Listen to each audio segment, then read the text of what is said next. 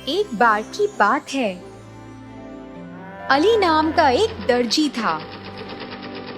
वह रायपुर गांव में अपनी पत्नी, 3 बेटियों और अपने बेटे के साथ रहता था।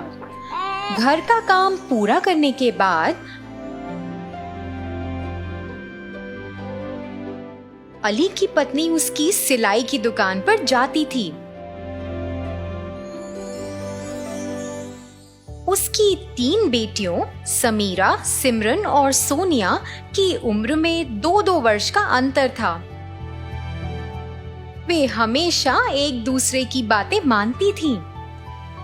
जब अली की तीसरी बेटी सोनिया 4 साल की हुआ करती थी, तो अली और सबा ने एक बेटे को जन्म दिया और उसका नाम सुलेमान रखा। सुलेमान परिवार में सबसे छोटा था, इसलिए उसके माता पिता और उसकी बहनें उसे बहुत लाड प्यार करती थीं। जैसे जैसे साल बीतते गए, सुलेमान को इसकी आदत पड़ गई। उसकी माँ उसे रोज खाना खिलाती थी।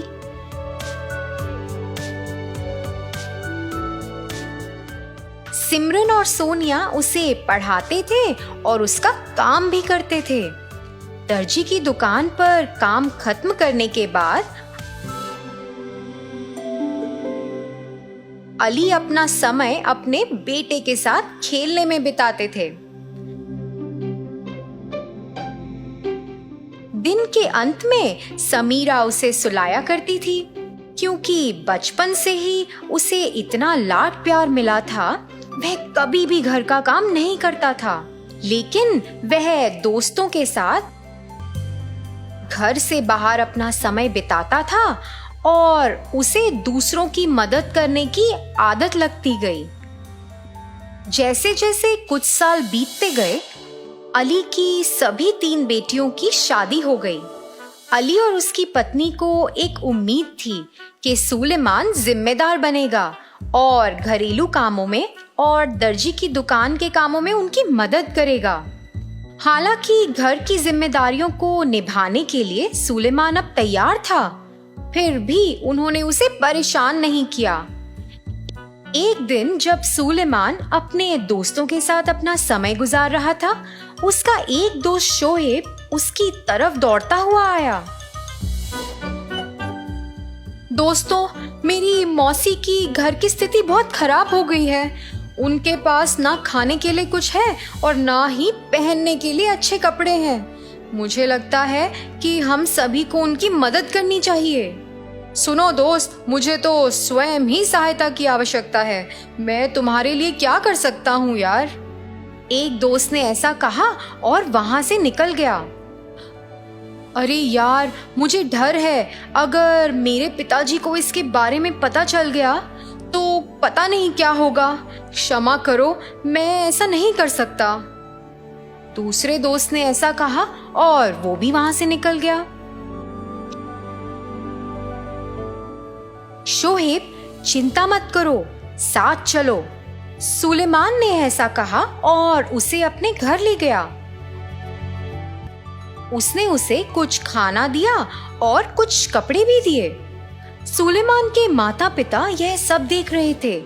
वे अपने बेटे से सवाल करना चाहते थे कि ये सब क्या हो रहा है, लेकिन तब तक सुलेमान अपने दोस्त के साथ पहले ही वहां से चला गया।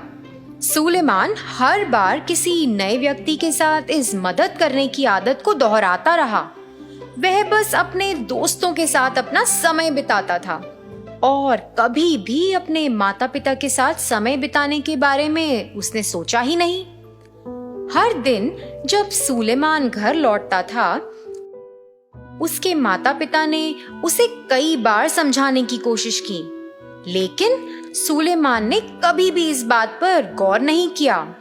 मेरे बेटे, मैं बूढ़ा हो रहा हूँ। कम से कम अब मैं तुमसे अनुरोध करता हूँ कि तुम मेरी सिलाई की दुकान की जिम्मेदारियां ले लो। पिताजी, आपका मतलब क्या है? क्या मुझे कपड़े सिलने चाहिए? मुझे उस काम के बारे में कुछ नहीं पता। मैं ऐसा नहीं कर सकता हूँ पिताजी। आप कृपया कोई और तरीका निकालें। उसने यह कहा और बिस्तर पर चला गया। अगले दिन बड़ी बेटी समीरा अपने माता पिता को देखने के लिए आई और जब वह उनका हालचाल पूछ रही थी, उसे अपनी माँ से सुलेमान के व्यवहार के बारे में पता चला। उसके बारे में चिंता मत करो पिताजी, मेरे पास इसके लिए एक उपाय है।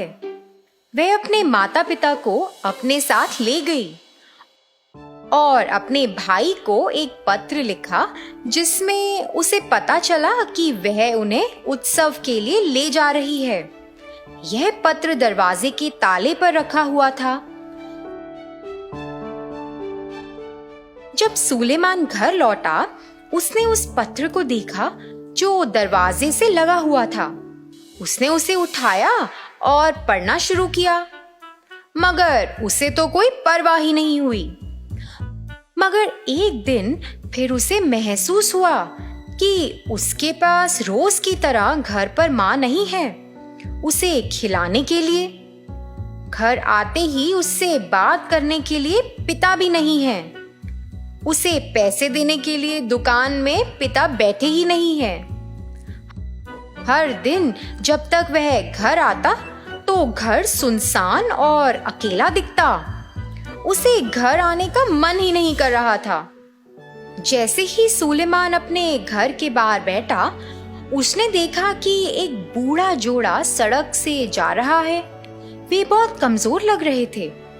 जब वह उन्हें देख रहा था तो वो बूढ़ी औरत अचानक से फिसलकर गिर गई।